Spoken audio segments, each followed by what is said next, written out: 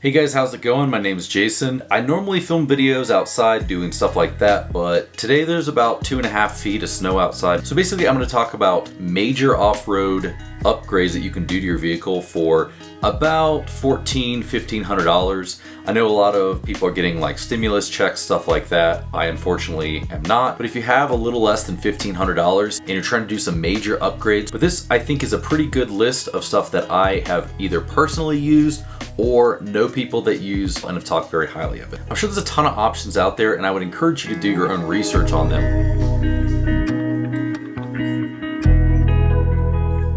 Alright guys, so the first one we're going to be talking about today is this body armor. Just like the other ones I'm going to show you, this is a low pro bumper. It is not going to be a full bumper. It comes from the factory painted. So yeah, this is 552 bucks. I mean, super cheap and it's already painted, so you don't have to go get it powder coated or rattle can it. It's Amazon, so if you don't like it, you get it and it just doesn't look like you thought, then you can go ahead and return it. So the next one is actually going to be the bumper that I have personally. I can highly recommend this bumper. It's really great. So they have a lot of options here. If you have an SR5, you can go with the SR5. I have an off-road. You can go mid-height, which is what I have. So this is on Running for Tacos website. You can get it from C4's website or anything like that. If you live in Colorado or one of the states where you have to have a front license plate, yeah, you're gonna have to go for that license plate mount, which is another 75 bucks. Really, you're still gonna be under like $900 and then you're gonna have to powder coat, which I'm not really sure what that costs in your area. So you're still really under about 1,000, maybe a little over. If you have a Tacoma, it's even cheaper for that one. So if you're looking for a full bumper and you like the look of like a hybrid, maybe the C4, you should look into this Little Bees fabrication. This one's really great. And I know personally like 5 people that are running this one. Even Running for Tacos is running this one. This is their truck right here. It's $12.99, so it's about $1,300. You can add some extra stuff to it, but I would just go with the mid bar. You can also go with a full height, which is the same price. It's the same thing for the Tacoma. Honestly, I think this looks amazing. If I had a Tacoma, this is the bumper I would buy for sure. I think it just fits the lines really well. But yeah, it's pretty cheap, and again, these two are not gonna come powder coated just like the other ones, so it's gonna cost a little bit extra for that powder coat. But if you're really trying to keep it cheap, just go ahead and rattle can it. So also in this one, you're gonna have the C4. It's about the same price. The lines look pretty good. It's not gonna come powder coated. Like I said, I really do like my C4, but I think personally if I was gonna buy a new one or a full length bumper, I would definitely go with the Little Bees. A lot of options and it's really good. Again, this is not gonna come with a winch. You're gonna have to factor for that one, but $13.99. You're right at like $1,400 plus tax. It's about $100 cheaper for the Little Bees. If you're looking for these bumpers and you're trying to find a pretty comparable winch that's gonna fit with that, I think the Smittybilt's gonna be a really good option. I have a video I'll link below talking about budget, off-road, and camping options, and I'll cover that in a little bit more detail there. So the next thing you could go for is a rooftop tent. If you really want a budget, you can go with a ground tent. Honestly, it's pretty good. It works pretty well. But if you really want a rooftop tent, I actually know a few that I've seen personally, been inside, and I think they're really great. The first one we're gonna have here is the Smittybilt Overlander tent. Now this is a really common tent. I know a lot of people that have this one. I've been inside of them. Honestly, I used to have a Tepui, and this is pretty similar, but even cheaper. You can find this one on Amazon, so you got a pretty good return policy if you just absolutely don't like it. But yeah, it's really great. It's only $1,000 for rooftop tent. So if you have crossbars already, something like that, maybe a roof rack, then this is a really good way to go. It's decently light. It sleeps a few people. It's got generally a good amount of space. Honestly, for the ones that I've personally seen, I think this is a really good one, especially at that price. So the next one, that one is going to be a Tepui product. I had a bigger, larger version of this one, but this is the Tula Tepui Air 2. This is a really good option, especially for someone just getting into it or somebody that really just doesn't want to spend a lot of money. So you've got 2 different colors here, the blue and the silver. This is a really simple tent. It fits on pretty much everything. You're seeing here that it's shown on a Subaru, so, you know, it's probably gonna fit on your 4Runner, your Tacoma, your Jeep. Tons of information out there, and you get the support of a pretty big company like Tula and Tepui, which are basically the same company. This is a really light tent. It's about 100 pounds. The people that I know that have run this one, it's a little bit smaller of a tent. I will go ahead and tell you that one. If you have 2 people and you don't have a dog or anything like that, this will be a pretty good way to go. In general, it's just a really solid tent for pretty cheap with a big name behind it. Another one that I want to talk to you guys about that I'm actually really excited about. I haven't seen one of these in person, but I own a Go Fast camper, the hard shell version of this, which was about almost $5,000. Definitely not a budget.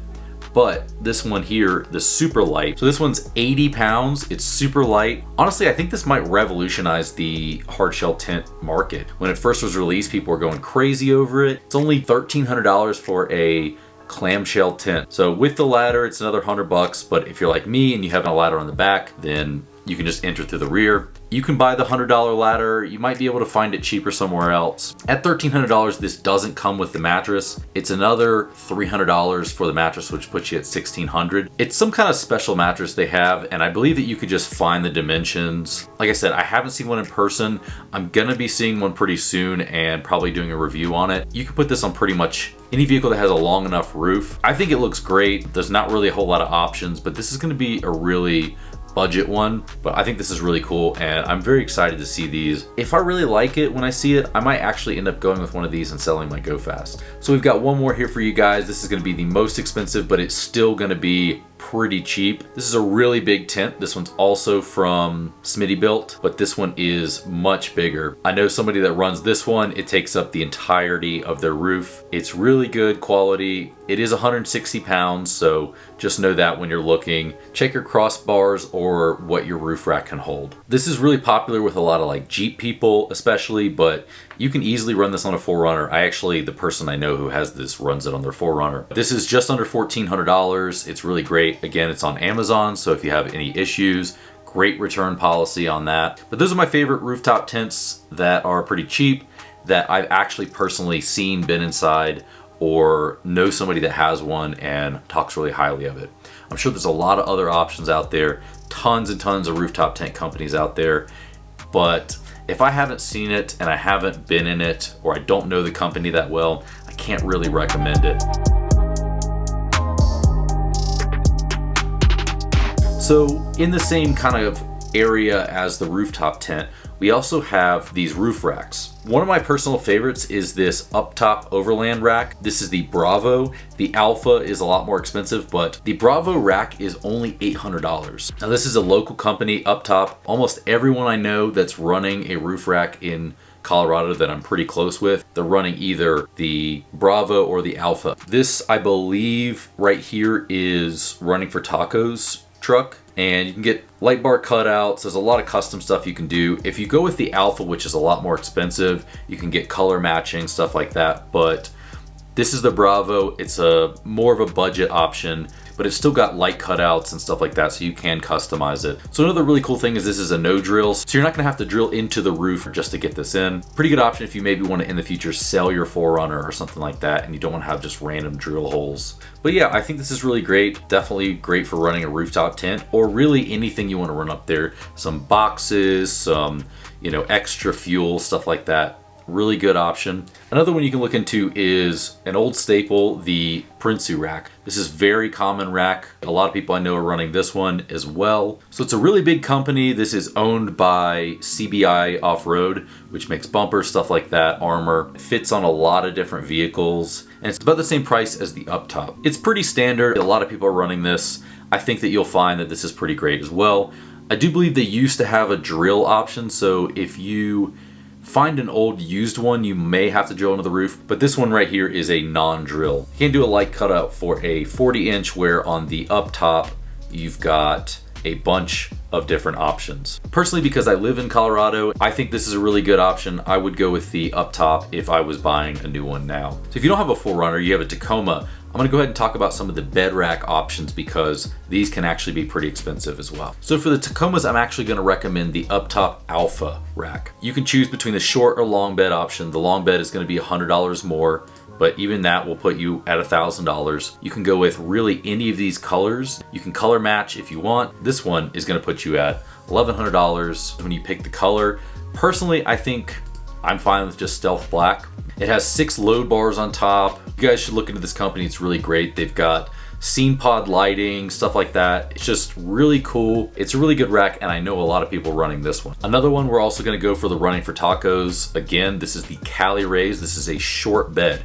So if you're looking for a rooftop tent that's gonna fit right on your bed, maybe like the iCamper Mini or something like that, this would be a really cool way to go. You can also get up to the tall height rack as well, which is like the other one. But you see here, we're running a Smittybilt. This was another one that I recommended earlier. This would be a really good setup right here. $900 for this bed rack, and you've got your Smittybilt rooftop tent. So again, there's gonna be a lot of different options you can go with this one, but these are just ones that I personally have seen and can recommend. If you see some other ones out there, let me know in the comments below, and maybe I'll check them out. I don't have a roof rack on my 4Runner just because the Go Fast does not need it. It mounts directly into there. But if I was going to personally get one, I would go with the up top Overland Bravo rack. This is one of my biggest recommendations for your first mod. It's gonna be the most helpful for you for off-roading, and that's gonna be sliders. So again, I'm gonna go with another local company, which is RSG.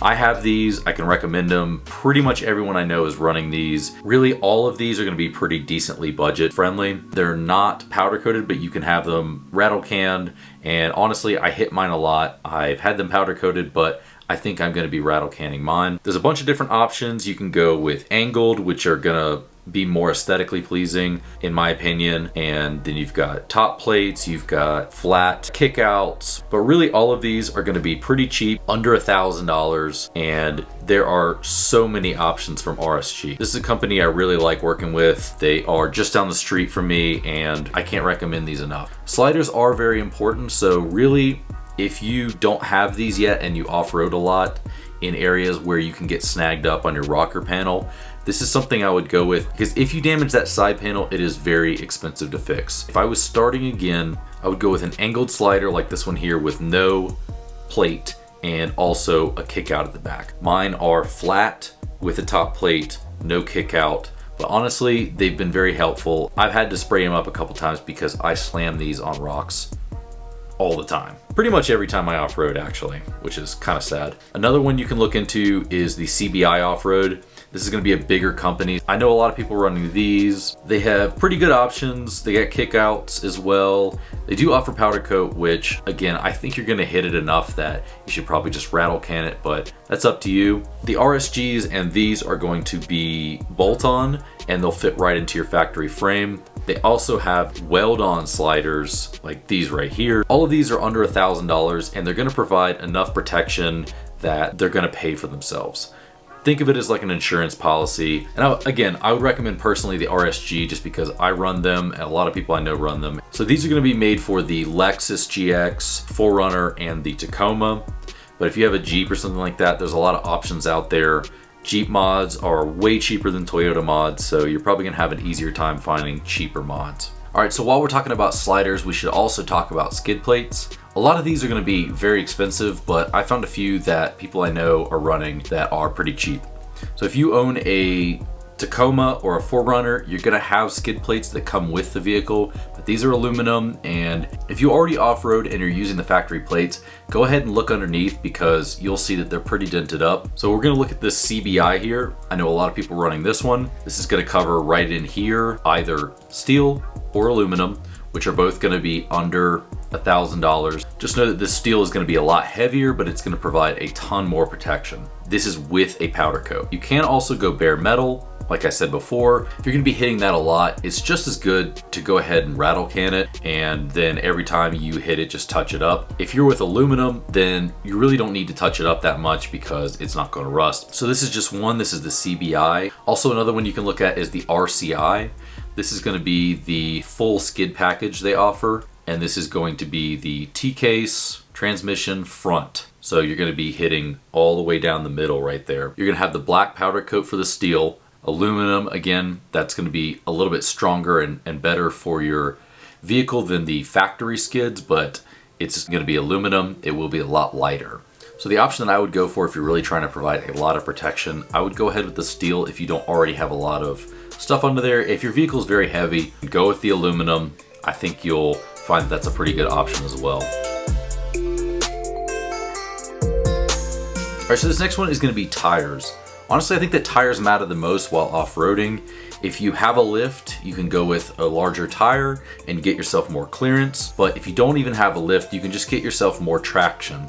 So the first one I'm going to recommend is the one that I have, which is the BF Goodrich 285/70/17. It's a really good tire. A lot of people run this one. So you can go ahead and get 4 of these for $900, but you really should have a full-size spare, so you can get these for $1,200. What I did was I bought 4 new BF Goodriches, and then I went to a used tire shop in the area and found a BF Goodrich 285/70/17 for about $50 that was used for my spare. If you aren't using a lift kit, upgrading to these or the Falcon Wild Peak all-terrain tires, these are going to be just better for traction. Even if you don't have a lift kit, you can go from the factory 265/70/17 to, I believe, the 275/7/17. If you have a Jeep, you're probably going to have pretty off-road capable tires that come with it. You may be able to find that you can go larger in the tire size, and really it's a pretty easy mod. Like I said, I'm personally running the BF Goodrich, and it's a pretty good tire. I think you'll find that a set of good tires is going to be a real game changer for you off-road. It's going to probably make the most difference in terms of traction. All right, so this last part is really just a bonus. This is some stuff that I would recommend going with if maybe that purchase is just a little bit out of your price range. But something like a compressor can really mean the difference between having a flat tire off-road because you punctured it on a rock. I would recommend this Smittybilt 2781. I have this personally myself. I even have this installed inside my engine bay, and I just run it out when I'm off-road. But airing up and airing down is really important when you're off-roading so you don't puncture your tire. And this one runs about 161 bucks. So another thing you can look into is just really upgrading your off-road recovery gear. You can get traction boards, you can get, again, right here you'll see a lot of shackles listed. I mean, these are super cheap and people forget. A shackle is really gonna give you a recovery point and may be able to help pull you out of a bad situation. Even if you don't have a winch, maybe someone else can hook to you and pull you out. And the last one I would recommend for recovery gear is a set of traction boards. You can go with these X-Bull, really cheap, 94 bucks here. I've gone into more depth in another video. I'll link that below on budget off-road gear. But anyway, thanks for stopping by and checking this out, guys. I'm sorry this is a little different than my normal videos. I was originally gonna film this kind of outside, but there's about 2.5 feet of snow outside right now, and I really just don't want to do that. But anyways, if you like this video, like it below. If you like what I'm doing, consider subscribing, and I will see you guys in the next video.